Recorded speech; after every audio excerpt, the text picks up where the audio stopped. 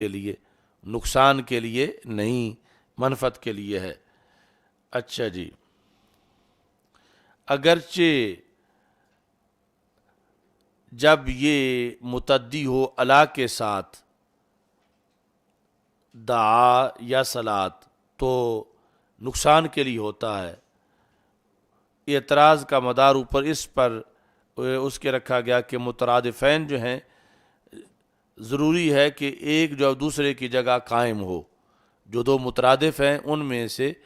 ترادف کا حکم ہے کہ ایک دوسرے کی جگہ قائم ہو سکے۔ مطلب یہ صلات دعا کی جگہ اور دعا صلات کی جگہ، اور پھر دعا کے بعد جب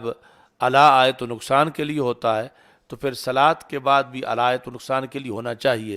تو اس کا انہوں نے جواب دیا کہ صلات چونکہ عطف کے معنی کو متضمن ہے، تو اس بنیاد پر اب الا جو ہے یہ اگرچہ مترادف ہے یہ صلات دعا کے، لیکن یہاں پر یہ عطف کے معنی کو متضمن ہونے کی وجہ سے الا آنے کے باوجود بھی اس کا معنی منفعت والا رہے گا، نقصان والا نہیں ہوگا۔ باقی اس میں اصولیین کا اختلاف ہے کہ جو دو مترادف ہیں ان کے صرف معنی میں یکسانیت ہے یا بعد میں صلے کے لحاظ سے بھی ایک حکم ہے۔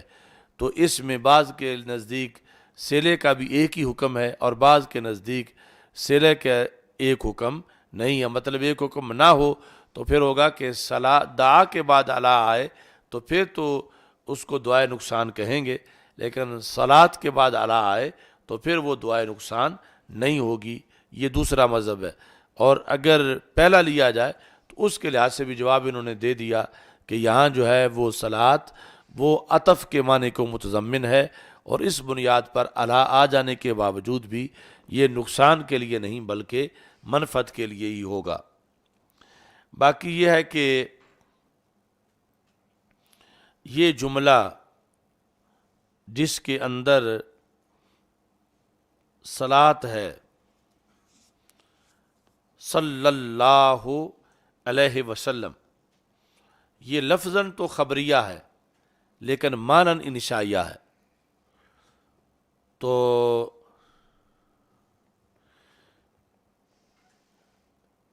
خود جملہ یا پھر یہ ہے کہ صلی اللہ بولا گیا ہے اور مراد اللہم صلی ہے، تو یعنی صلی اللہ علیہ وسلم بولا گیا ہے اور مراد یہ نہیں بلکہ مراد ہے اللہم صلی۔ تو اگر مراد جو ہے وہ اللہم صلی ہے تو پھر اب یہ ہوگا کہ حقیقت بول کے مجاز مراد لیا گیا، بولا صلی اللہ علیہ وسلم کیا ہے اور مراد اللہم صلی۔ اور پہلا یہ تھا کہ کئی مقامات پر یہ ہوتا ہے کہ لفظاً جملہ خبریہ ہوتا ہے لیکن معناً انشائیہ ہوتا ہے، تو یا پھر انشاء کی طرف اس کو منقول کیا جاتا ہے، جس طرح کہ مثلاً بے تو اشترے تو وغیرہ ہے۔ تو یہاں بھی پھر اگرچہ صلی ماضی ہے جملہ خبریہ ہے لیکن مراد اس میں انشاء صلات ہے،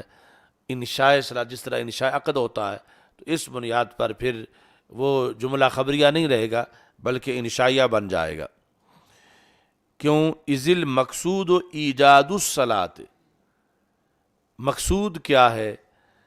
اپنی طرف سے ایجاد صلات، یعنی صلو علیہ وسلموا تسلیما۔ تو مقصود حکایت صلات نہیں ہے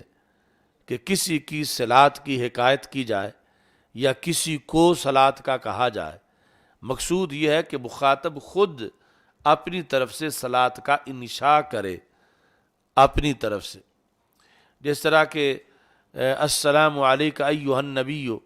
یہ جو تشہد میں ہم پڑھتے ہیں تو ہمارا مذہب یہ ہے انشاء صلات، یعنی ہر بندہ اپنی طرف سے اس مقام پر رسول اکرم صلی اللہ علیہ وسلم کو سلام بھیج رہا ہے اور رسول اکرم صلی اللہ علیہ وسلم آگے سے اس کا جواب ارشاد فرما رہے ہیں۔ تو محض حکایت اور ہے اور اپنی طرف سے انشاء جو ہے وہ اور ہے۔ تو یہاں حکم انشاء کا ہے کہ اللہ تعالیٰ کی طرف سے کہ تم اپنی طرف سے انشاء کرو۔ کیا انشاء؟ ایجاد الصلاۃ، صلات کی ایجاد یعنی اپنی طرف سے سلام کہنا، صلات کہنا، کیوں؟ امتثالا للامر، جو صلو والا امر ہے اس کو عملی جامہ پہناتے ہوئے، امتثال ہے اس پر عمل کرتے ہوئے۔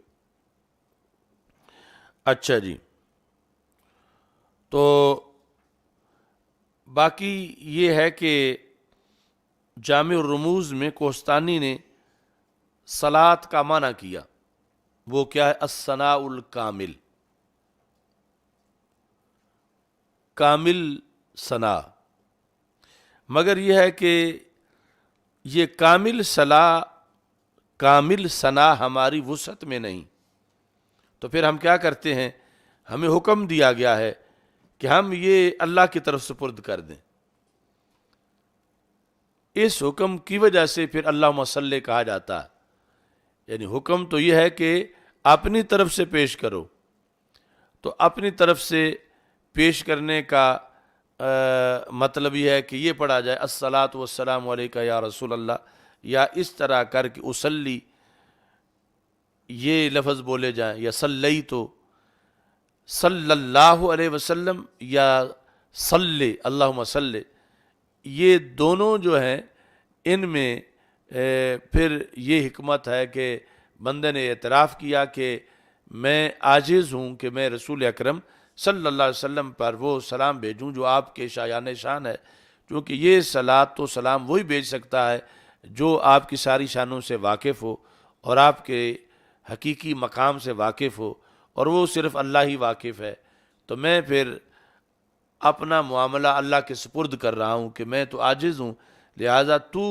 اے اللہ رسول اللہ صلی اللہ علیہ وسلم کی شان کے مطابق آپ پہ صلات بھیج۔ تو اس بنیاد پر یعنی یہ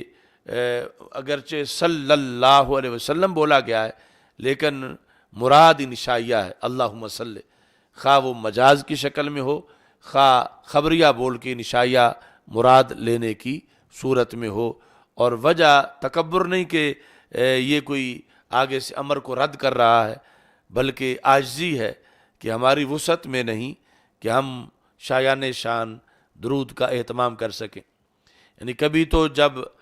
جو امر ہو اس کے جواب میں وہی کام کہا جائے تو رد کے معنی میں آتا ہے، مثلا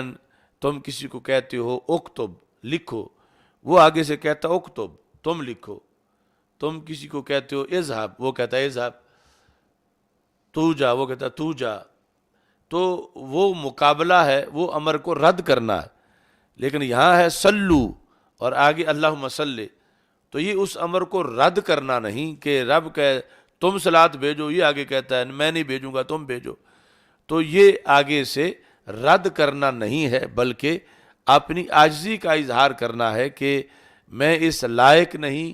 کہ جو شایان شان صلات ہے اس کا اہتمام کر سکوں، تو اے اللہ تو پھر رسول اکرم صلی اللہ علیہ وسلم پر وہ صلات بھیج کہ تو جانتا ہے کہ ان کا مقام و مرتبہ کیا ہے۔ باقی یہ جو لفظ ثنا بولا ہے تو اصل میں اس کی صلات کی تفسیر جو ہے امام ابو العالیہ نے کی ہے جو کہ تابعین میں سے ہیں، تو امام ابو العالیہ نے جو صلات کا معنی کیا ہے یہ کتاب التفسیر بخاری میں بھی باقی جگہوں پہ، تو وہ ہے ثناؤہ علیہ عند الملائکۃ، ثناؤہ علیہ عند الملائکہ، یعنی رب ذوالجلال سارے فرشتوں کو اکٹھا کر کے ان کے سامنے رسول پاک صلی اللہ علیہ وسلم کی جو تعریف کرتا ہے اس کو صلاۃ اللہ کہا جاتا ہے۔ اللہ کی صلاۃ کیا ہے؟ ثناؤہ، ضمیر کا مرجع اللہ، اللہ کا ثنا کرنا، علیہ رسول پاک صلی اللہ علیہ وسلم کے بارے میں، رسول پاک صلی اللہ علیہ وسلم کی ثنا کرنا، اللہ کا رسول پاک صلی اللہ علیہ وسلم کی ثنا کرنا عند الملائکہ، فرشتوں کے سامنے، یہ ہے صلاۃ اللہ۔ تو اب یصلون میں استمرار ہے، یعنی مسلسل یہ جاری ہے کہ فرشتوں کے سامنے بدون الانقطاع اللہ کی طرف سے رسول اکرم صلی اللہ علیہ وسلم کی ثنا کی جا رہی ہے۔ اچھا جی،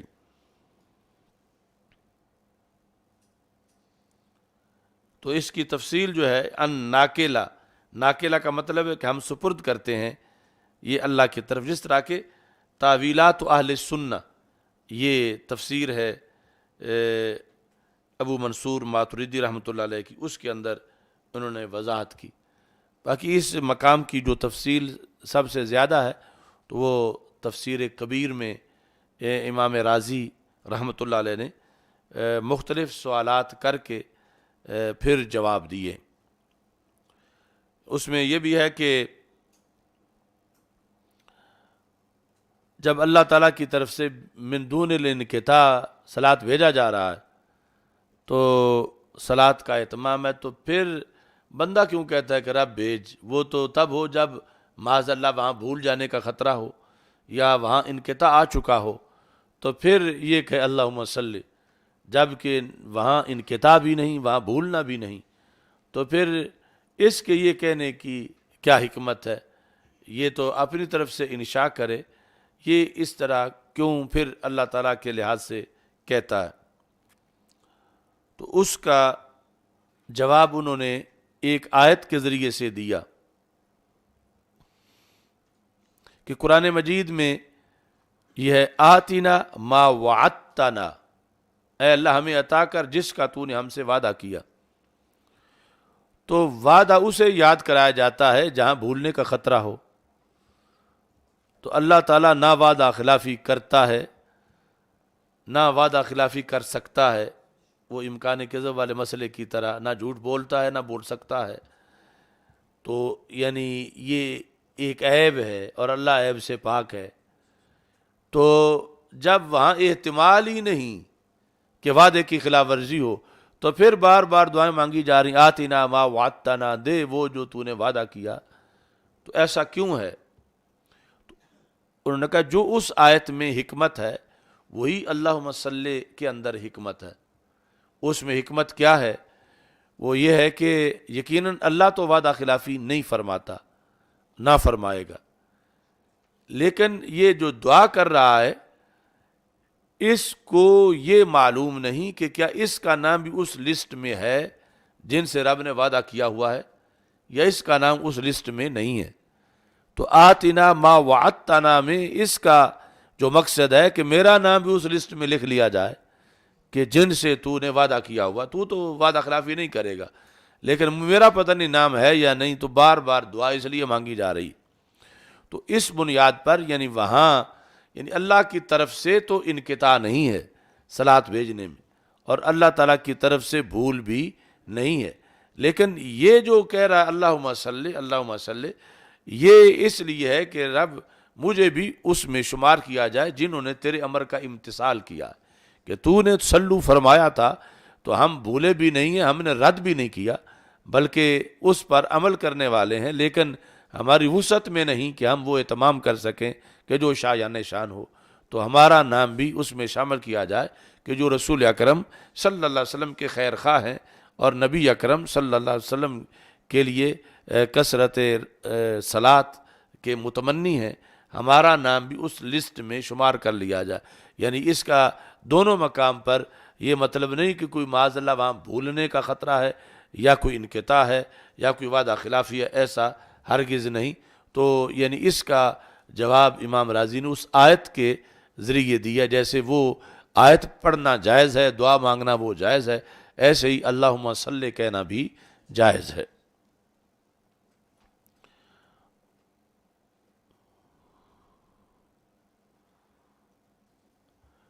اور ایسے ہی یہ بھی اہم بات انہوں نے اس مقام پہ کی کہ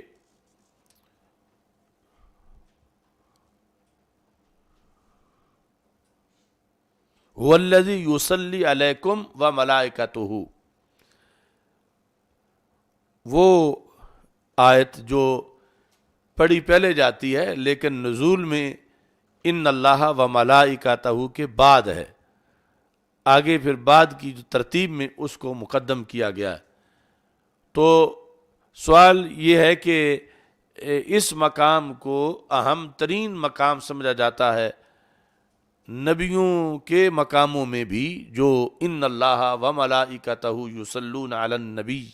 کے اندر رسول اکرم صلی اللہ علیہ وسلم کی عظمت کا اظہار ہے۔ اللہ اور اس کے فرشتے وہ مسلسل صلات بھیجتے ہیں۔ تو سوال پیدا ہوتا ہے یہ تو مقام امت کو بھی حاصل ہے، یعنی هو الذی یصلی علیکم و ملائکتہ، وہ اللہ وہ ہے جو یصلی تجدد ہے، ہر لمحہ استمرار ہے، مسلسل صلات بھیج رہا ہے تم پر۔ هو الذی یصلی علیکم، کم ہے ساری امت مصطفیٰ صلی اللہ علیہ وسلم، اور آگے ملائکہ کا بھی ذکر ہے۔ تو اس میں تو پھر ایک برابری سامنے آ گئی، حالانکہ رسول اکرم صلی اللہ علیہ وسلم کا جو یہ مقام ہے اس میں نبیوں میں بھی کوئی آپ کے ہم پلہ نہیں، جو اہتمام خصوصی طور پر اللہ تعالیٰ کی طرف سے کیا گیا۔ تو اس کا انہوں نے جواب دیا کہ ایک تو یہ یعنی جو امت کو ملا رسول اکرم صلی اللہ علیہ وسلم کے صدقے میں ملا، اور پھر بھی برابری کا دور دور تک کوئی شائبہ نہیں، یعنی ملنے میں تو یہ ہے کہ جب ان اللہ و ملائکتہ یصلون علی النبی یہ آیت نازل ہوئی تو اس کے بعد حضرت صدیق اکبر رضی اللہ تعالی عنہ نے یہ درخواست کی کہ یا رسول اللہ صلی اللہ علیہ وسلم، آپ کی وجہ سے ہمیں ہمیشہ نوازا گیا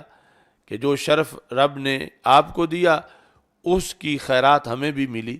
مثلا نماز کا حکم آپ کے لیے آیا تو ہمیں بھی، روزے کا حکم آپ کے لیے آیا ہمارے لیے بھی، اور کتنی چیزیں ہیں۔ تو یہ صلاۃ اللہ کی یہ آپ کے لیے تو ہے، ہمارے لیے نہیں ہے۔ تو اس پر پھر جبریل علیہ السلام یہ آیت لے کے آئے، هو الذی یصلی علیکم و ملائکتہ، یعنی حضرت صدیق اکبر رضی اللہ تعالیٰ عنہ کی تجویز پر اس آیت کا نزول ہوا، اور امت کو سرکار دو عالم صلی اللہ علیہ وسلم کے صدقے یہ شرف ملا۔ اب یقیناً امت بھی مستحق بنی صلات کی رسول اکرم صلی اللہ علیہ وسلم کے صدقے، لیکن رسول اکرم صلی اللہ علیہ وسلم پر صلات اور جہت سے ہے، امت پر صلات اور جہت سے ہے۔ رسول اکرم صلی اللہ علیہ وسلم پر صلات اس جہت سے ہے کہ آپ ذروں کو آفتاب بناتے ہیں، آپ مردوں کو زندہ کرتے ہیں، آپ گمراہوں کو رستہ دیتے ہیں، رہبری کرتے ہوئے جو آپ کی حالت ہے اس پر صلات بھیجا جا رہا، اس پر سلام ہے، اس پر اس کا اہتمام، اور دوسری طرف جو امت ہے ان پر سلام جو ہے وہ اس جہت میں ہے کہ انہوں نے حق کو قبول کیا، وہ گمراہی سے نکل کے رستے پہ آئے۔ یعنی ایک ہے کسی کو کفر سے نکال کے نور دینا، اسلام دینا، اب دینے والے کی شان اور جو نکلا ہے اس کی شان میں زمین و آسمان کا فرق ہے۔ تو رسول اکرم صلی اللہ علیہ وسلم پر اس لیے کہ آپ مخرج ہیں، نکال رہے ہیں لوگوں کو ذلت سے عزت کی طرف، اور نکال رہے ہیں لوگوں کو کفر سے اسلام کی طرف، اور نکال رہے ہیں اندھیرے سے نور کی طرف،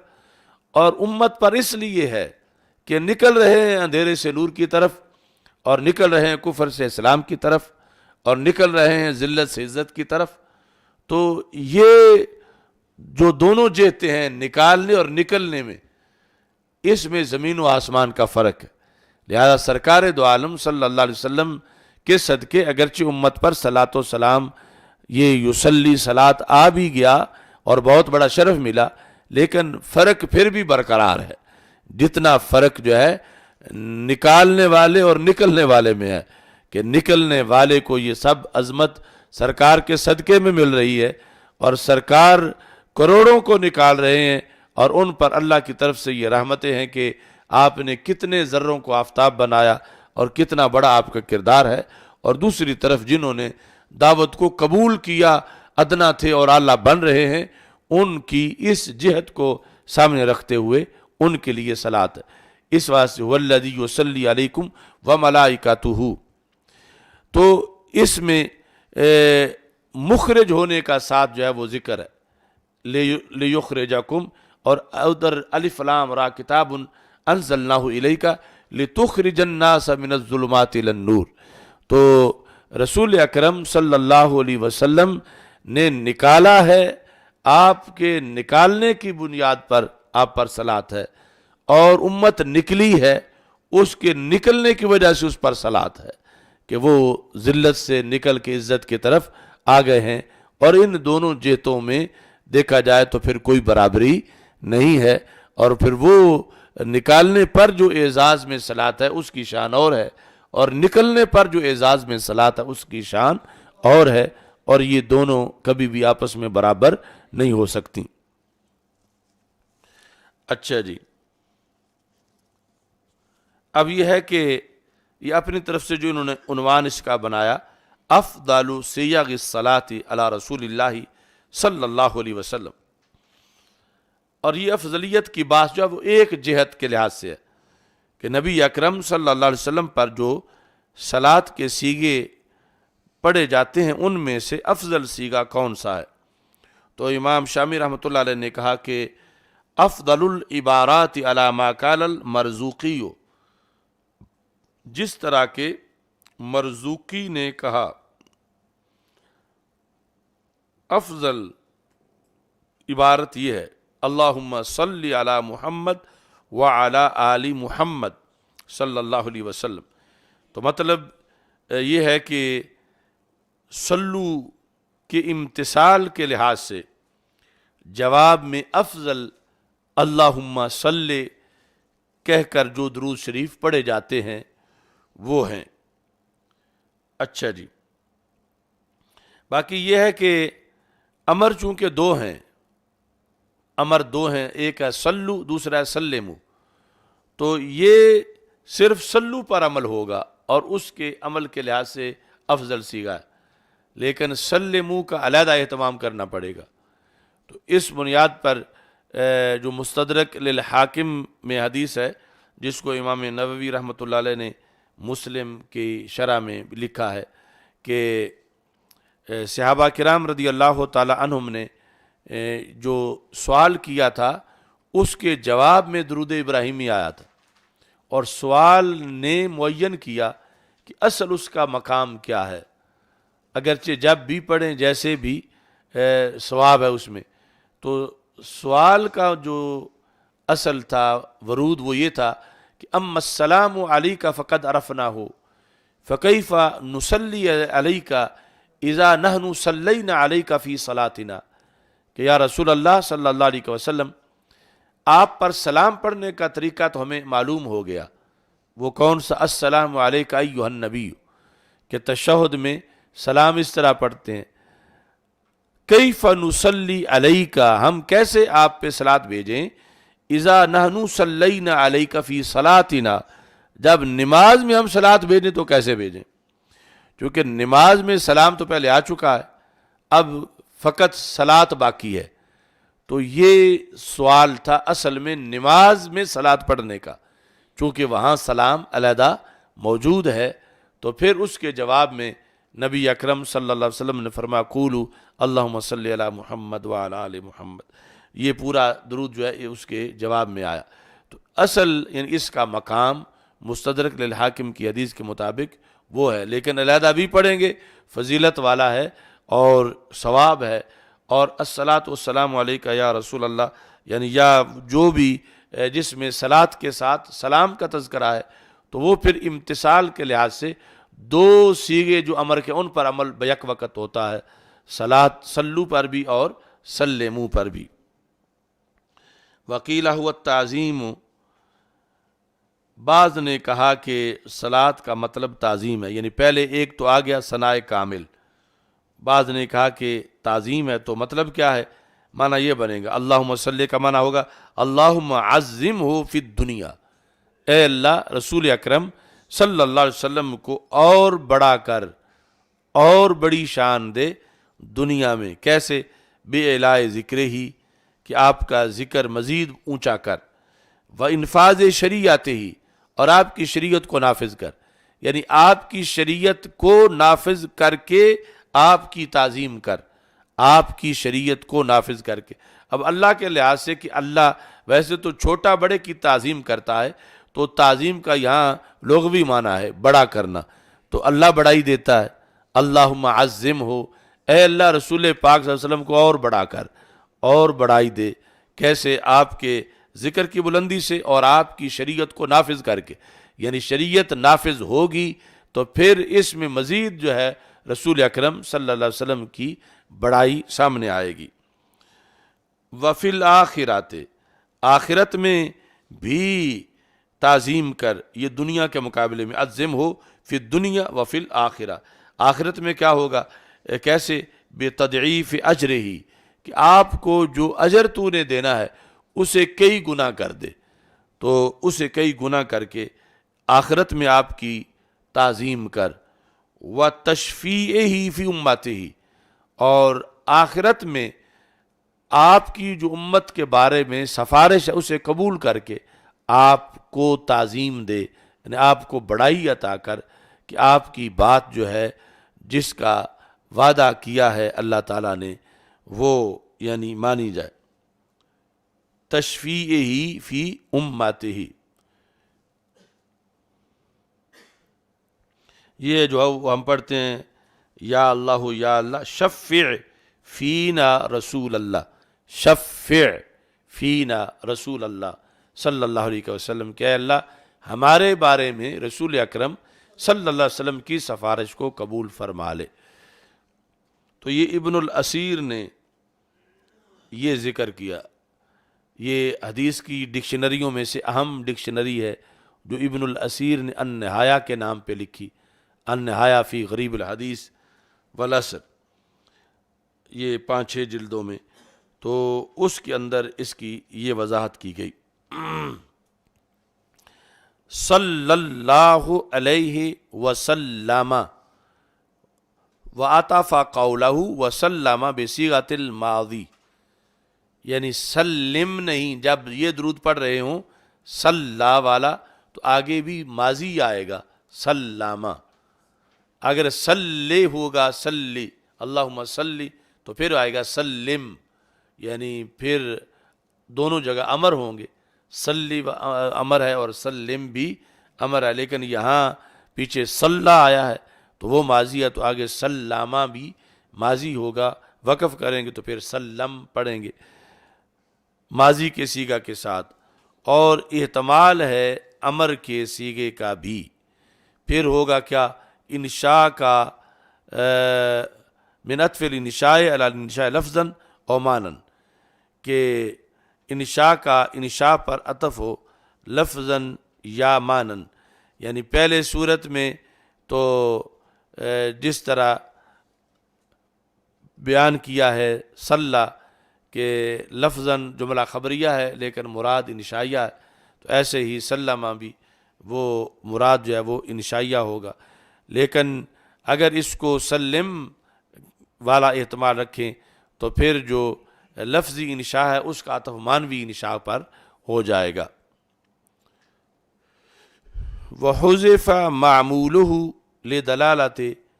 ما قبلہ علیہ، یہاں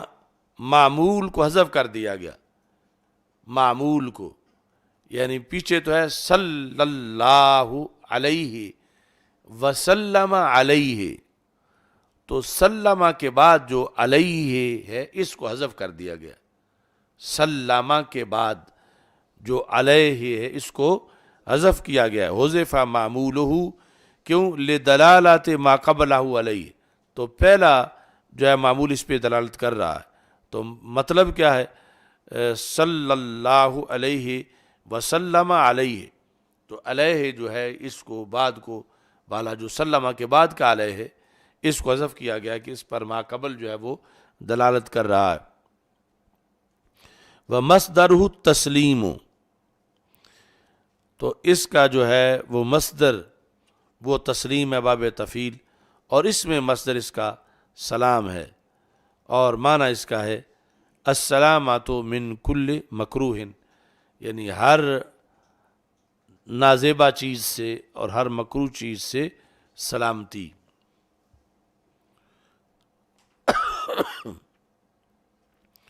تو باقی یہ ہے کہ جب صحابہ کرام رضی اللہ تعالیٰ عنہم نے اللہ تعالیٰ پر سلام پڑھنا شروع کیا، کہ جب ہم رسول اکرم صلی اللہ علیہ وسلم پر پڑھتے ہیں تو السلام علی اللہ کہا، تو اس سے پھر نبی اکرم صلی اللہ علیہ وسلم نے روکا، جو صحیح بخاری شریف میں ہے کہ یہ نہ کہو کہ اللہ کے شایان شان یہ نہیں، یعنی ایسا نہیں کہ جو لفظ اچھا لگے تو پھر ادھر بھی اس کو پڑھا جائے، کہ سلامتی کی دعا وہاں ہے جہاں سلامتی کے برعکس کا احتمال ہو، تو اللہ تعالیٰ پر تو فنا کا احتمال ہی نہیں، اللہ تعالیٰ پر تو زوال کا احتمال ہی نہیں، اللہ تعالیٰ پر علالت یا بیماری یا حملے کا احتمال ہی نہیں، تو اس بنیاد پر السلام علی اللہ پڑھنے سے روکا گیا، اور یہ جو السلام علیک ایھا النبی ورحمۃ اللہ وبرکاتہ السلام علینا، یعنی جن کے شایان شان ہے، اس کے لیے خصوصی طور پر اس کو معین کیا گیا۔ اللہ کی ذات اس سے بلند و بالا ہے کہ اسے سلام کہا جائے۔ پھر ایک مسئلہ ہے کہ صرف صلاۃ پڑھنا سلام کے بغیر، یا صرف سلام پڑھنا صلاۃ کے بغیر، یہ کیسا ہے؟ تو کچھ لوگوں کا اس کے بارے میں کراہت کا قول تھا، تو انہوں نے یہ موقف اختیار کیا کہ صلاۃ کو سلام سے علیحدہ ذکر کرنا یہ مکروہ نہیں ہے، رسول اکرم صلی اللہ علیہ وسلم پر صلاۃ کو سلام سے علیحدہ ذکر کرنا یہ مکروہ نہیں ہے۔ اور حموی نے کہا وجامع بینہما،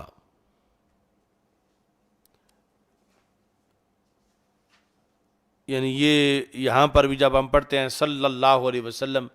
جو یہاں امام حسکفی نے لکھا، اور حموی نے جس مقام پر اس کی وضاحت کی، جامع بینہما، دونوں کے درمیان جمع کیا، صلی بھی اور سلم بھی، یا صلی اور سلم، خروجا من خلاف، تو اچھا یہ ہوتا ہے کہ جہاں اختلاف ہو کوشش کی جائے کہ وہ موقف اختیار کیا جائے کہ جہاں اتفاق ہو، تو جمع کر دیا تاکہ جن کے نزدیک مکروہ ہے ان کا بھی اختلاف نہ رہے، کہ دونوں کو جمع کر دیا گیا، نکلتے ہوئے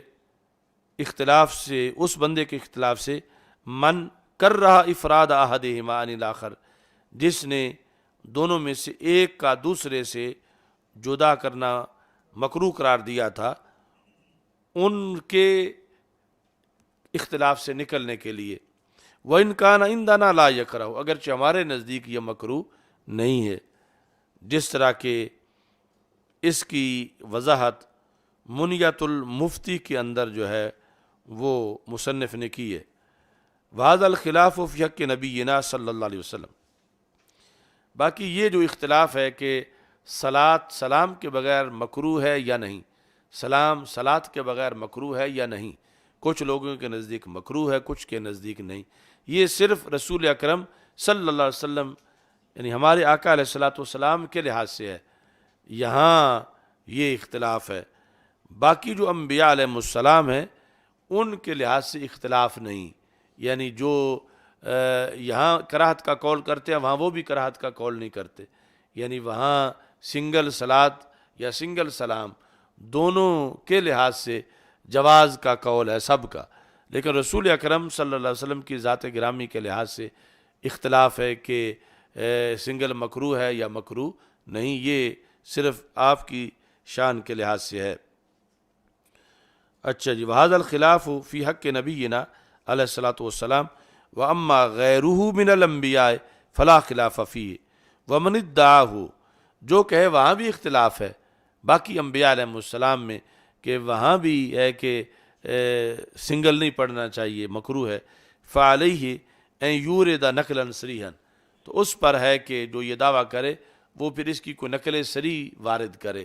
کس نے یہ کہا ہے کہ وہاں اختلاف ہے۔ ولا یجد الیہ سبیلا، اور اس نقل سری کی طرف یہ مخالف جو دعویٰ کرے وہ رستہ نہیں پائے گا، اس کو نہیں ملے گا ایسی کوئی نقل سری۔ کذا فی شرح العلامۃ میرک علی الشمائل، شمائل ترمذی پر جو علامہ میرک کی شرح ہے اس کے اندر یہ موجود ہے۔ اچھا جی، اقول وجزم العلامۃ ابن امیر حاج فی شرح علی التحریر، جو ابن حمام کی شرح ہے تحریر، کتاب تحریر ہے، اس تحریر کی شرح جو ابن امیر حاج نے کی، اس کے اندر مصنف امام شامی کہتے ہیں کہ انہوں نے یہ جزم کیا ہے بعدم صحت القول بکراہت الافراد، دیگر انبیاء علیہ السلام کے بارے میں سنگل پڑھنے کا جو کراہت کا قول کرے، اس کو انہوں نے غیر صحیح قرار دینے پر جزم کیا کہ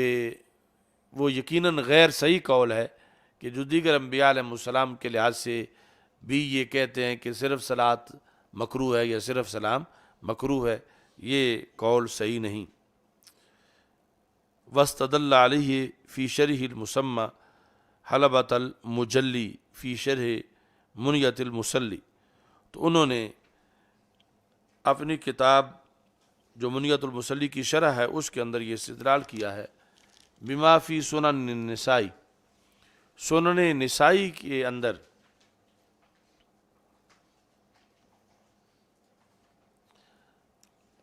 اچھا جی سند صحیح میں سے لکھا ہے کہ صلی اللہ علی النبی ثم قال ما ان فی قوله وسلام علی المرسلین وسلام علی عباده الذین اصطفیٰ الی غیر ذالک اسوۃ حسنہ۔ اب یہ جو یہاں سے لگ کے ہے جازم العلامہ، یہ اب مجموعی مسئلہ ہے، یعنی رسول اکرم صلی اللہ علیہ وسلم اور باقی انبیاء کرام علیہ السلام کے لحاظ سے اکٹھی اس پر بحث، کہ ابن امیر حاج نے کہا کہ یہ جو سنگل پڑھنا ہے اس کی کراہت کا قول صحیح نہیں ہے، کیونکہ سنن نسائی میں یہ حدیث شریف ہے، کتاب و قیام اللیل و تطوع النہار، اس میں یہ لفظ ہیں صلی اللہ علی النبی، تو اب وہاں صلاۃ کا ذکر ہے، سلام کا ذکر نہیں ہے۔ اور پھر استدلال کیا ہے انہوں نے جو قرآن مجید میں ہے وسلام علی المرسلین، کہ سلام کا ذکر ہے اور صلاۃ کا ذکر نہیں ہے، اور ایسے ہی سلام علی عبادہ الذین اصطفیٰ یا الی غیر ذالک اسوۃ حسنۃ۔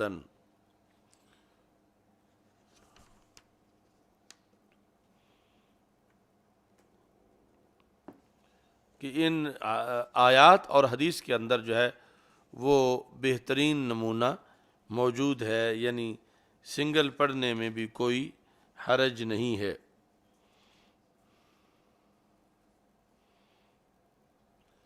اقولو، امام شامی کہتے ہیں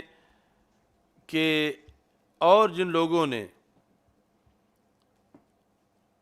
اس کراہت کے قول کو رد کیا ہے کہ سنگل مکروہ نہیں ہے، ان میں سے ملا علی قاری بھی ہیں۔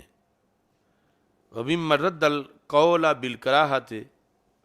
العلامہ، تو منلا، یہ ملا کو اس طرح ملا بھی لکھتے ہیں جس طرح یہ نون کے ساتھ لکھا ہوا، فی شرح الجزریہ، المنع الفکریہ شرح الجزریہ، اس کے اندر بھی انہوں نے یعنی اس کراہت والے قول کو رد کیا ہے۔ چلو الحمدللہ رب العالمین والعاقبۃ للمتقین والصلاۃ والسلام علی رسول الکریم۔ استغفر اللہ لا الہ الا اللہ وحدہ لا شریک لہ، لہ الملک ولہ الحمد وهو على كل شيء قدير۔ اللهم إنا نعوذ بك من زوال نعمتك وتحول عافيتك وفجاءة نقمتك جميع